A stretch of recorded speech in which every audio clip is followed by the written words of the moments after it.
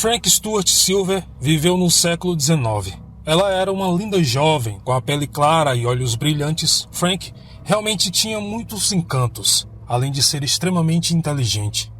Aos 14 anos, se casou com um homem chamado Charlie, de apenas 15 anos. A pouca idade era costume da época, mas ambos pareciam realmente se amar. Charlie e Frank realmente formavam um casal perfeito e foram morar em uma pequena cabana nas montanhas perto de Tow River, no oeste da Carolina do Norte. Em 1830, eles deram as boas-vindas a uma menina, Nancy Silver, primeira e única filha do casal. Frank ficou apaixonado por ela. Ser mãe foi algo que modificou totalmente a sua maneira de enxergar o mundo e por isso se dedicou o máximo que pôde para lhe dar atenção e carinho. Mas o amor que transbordava entre mãe e filha parecia secar a cada dia entre marido e mulher. E logo, Charlie voltou aos seus velhos hábitos, beber e gastar todo o dinheiro com mulheres. Não demorou muito para as fofocas se espalharem. As brigas começaram entre o casal e ficaram cada vez mais constantes e agressivas. Frank não precisava falar nada a ninguém. Era nítido para todos que a jovem mulher estava sendo abusada. E logo, isso terminaria em um final trágico.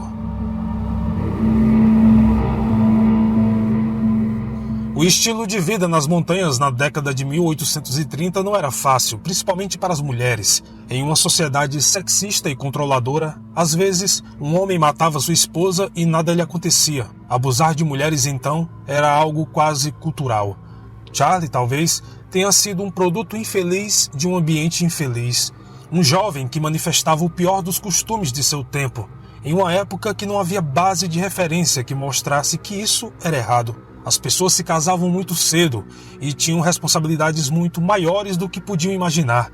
E se para um adulto de seu tempo a vida era quase um fardo pesado demais para se carregar, quem dirá para dois jovens sem estudo ou qualquer outra perspectiva de vida a não ser trabalhar e ter filhos.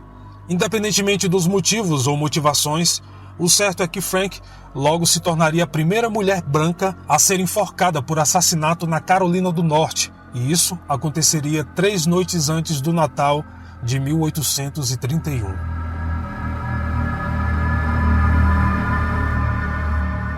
Como de costume, Charlie chegou em casa completamente bêbado e tentou forçar Frank a se deitar com ele. Os dois começaram a discutir e o homem começou a agredir a esposa. No meio da discussão, Charles ameaçava Frank e sua filha com uma espingarda. Vendo quão perigoso o marido tinha se tornado, a mulher colocou a sua filha na cama, foi ao quintal e pegou um machado que usava para cortar lenha e acertou um único e preciso golpe bem no meio da cabeça de Charlie.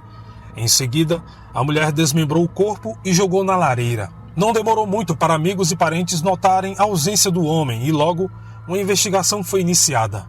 Alguns dias depois, o xerife do condado e seus homens foram até a cabana nas montanhas. Primeiramente, eles notaram que a jovem esposa não parecia preocupada com o sumiço de Charlie. Um dos homens percebeu que a lareira tinha uma quantidade incomum de cinzas e uma substância viscosa foi achada, talvez gordura humana. Ao sair pela porta dos fundos, o xerife notou manchas de sangue que iam em direção ao quintal. Também havia respingos de sangue na parede. Frank, apesar de ter passado alguns dias do assassinato, parecia não ter se preocupado em ser presa ou esconder algo. Com um bastão, os policiais cavaram as cinzas da lareira e se depararam com fragmentos de ossos humanos. No quintal, próximo ao poço onde pegavam água para beber, também foi achado uma grande quantidade de cinzas e um crânio enterrado. As evidências eram claras. Charlie foi assassinado e seu corpo foi queimado para esconder as evidências. Frank parece ter começado a enterrar os restos mortais aos poucos, mas por algum motivo ela parou e parecia ter ficado em casa apenas esperando a polícia chegar. Pouco depois, Frank Stuart, sua mãe Barbara Stuart e seu irmão Bloxton Stuart, que moravam próximos, foram presos. Barbara e Bloxton se declararam inocentes e afirmaram desconhecer por completo o que havia acontecido. Os dois foram detidos, julgados, inocentados e liberados no dia 17 de janeiro de 1832. Frank foi a única indiciada pelo assassinato de Charlie. Em 29 de março de 1832, o júri se reuniu para determinar o destino de Frank. eles relataram que estavam em um impasse para confirmar a condenação da mulher e pediram para ouvir novamente algumas testemunhas. Após isso, o júri considerou Frank culpada do crime. A votação unânime e a sentença era pena de morte por enforcamento. Vale lembrar que Frank sequer foi ouvida ou pôde se defender no julgamento de alguma forma, pois no início do século XIX as mulheres não tinham permissão para isso e ela nunca confidenciou ao seu advogado ou mesmo ao juiz o que realmente aconteceu. Esta versão dos fatos que acabei de narrar é baseada principalmente no relatório de defesa do advogado de Frank. A mulher, de fato, jamais foi ouvida. Durante o tempo entre a sentença e o enforcamento, Frank foi tirada da prisão por alguns parentes através de uma janela no porão. Eles usaram uma chave mestra para tirá-la da cela. Mas depois de alguns dias em fuga, Frank foi presa no condado de Henderson e levada de volta para a prisão. Ela estava vestida como um homem e raspou o cabelo. Devido a isso, seu pai e um tio foram presos acusados de ajudá-la a sair da prisão. Alguns relatos dizem que Frank foi enforcada em um galho de um enorme carvalho que ficava numa colina perto do tribunal de Morganton. Outro relatório afirma que seu enforcamento aconteceu no pátio da prisão. Depois da execução, o pai de Frank quis levar o corpo da filha para casa e enterrá-la no cemitério da família, mas o calor e a umidade extremos na Carolina do Norte aceleraram a decomposição e eles tiveram que enterrá-la em um túmulo sem identificação no condado de Mitchell.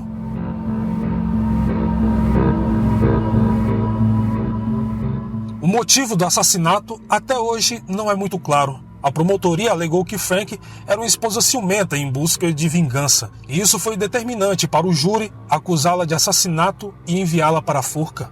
Mas outras teorias afirmam que a mulher era uma esposa abusada e que vivia apanhando do marido. Infelizmente, não há nenhuma evidência definitiva para nenhuma dessas teorias. Frank nunca confessou nem discutiu seus motivos com ninguém. Foi levantada uma hipótese de que a mulher queria se mudar para o oeste com seus pais para se juntar a outros membros da sua família, mas Charlie se recusou e a frustração com a recusa do marido foi o motivo para o assassinato. Algumas pessoas afirmam que Frank teve um ataque de ciúmes devido à vida libertina do seu marido, mas um repórter chamado Wayne Roden deu uma entrevista a um jornal local em 1901. Ele contou a sua versão dos fatos, apesar de que não existe nada para corroborar com o que ele disse, ou qualquer prova que ele tenha presenciado os acontecimentos. Mesmo assim, Roden declarou: Charlie foi comprar um licor para a noite de Natal. No caminho para casa, ele dá um gole, depois outro gole e assim por diante. Ao chegar em casa, ele se depara com uma esposa reclamando e um bebê gritando. De repente, Charlie se irrita e as coisas ficam feias. Ele pega sua arma e manda a mulher calar a boca. Então me ajude, disse Frank. Se você não calar a boca, vou atirar em vocês duas, respondeu o homem. Provavelmente ele só disse isso para ter um pouco de silêncio e paz. Não acho que Charlie fosse capaz de machucar ninguém, principalmente sua esposa e filha. Mesmo assim, Frank pegou um machado e o matou. Por medo, talvez. Após o golpe certeiro na cabeça, Charlie ainda consegue falar as seguintes palavras: Deus ajude o meu bebê, e cai morto. Nunca vou acreditar que foi um assassinato premeditado, e poucos que conheço acreditam nisso. Na verdade, foi mais um acidente do que qualquer outra coisa. Charlie errou em fazer ameaças e Frank perdeu a cabeça para proteger a filha. No fim, ninguém sabe de nada.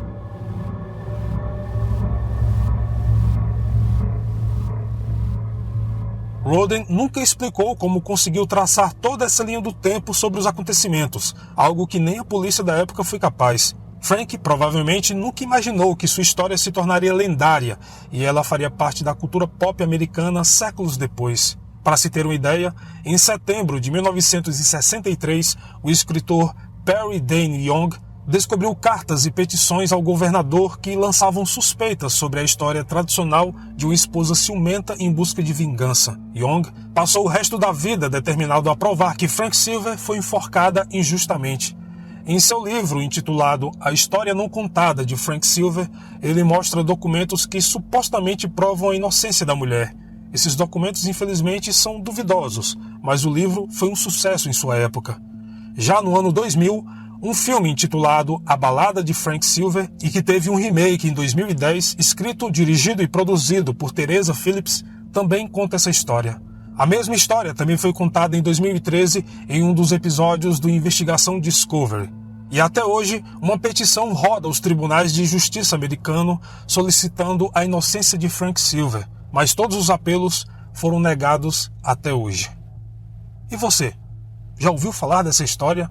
Se já ouviu ou não, eu gostaria que deixasse a sua opinião aqui nos comentários. Bom, este foi o vídeo de hoje. Muito obrigado por ter assistido até aqui. E como sempre, nos vemos nos comentários. Até mais.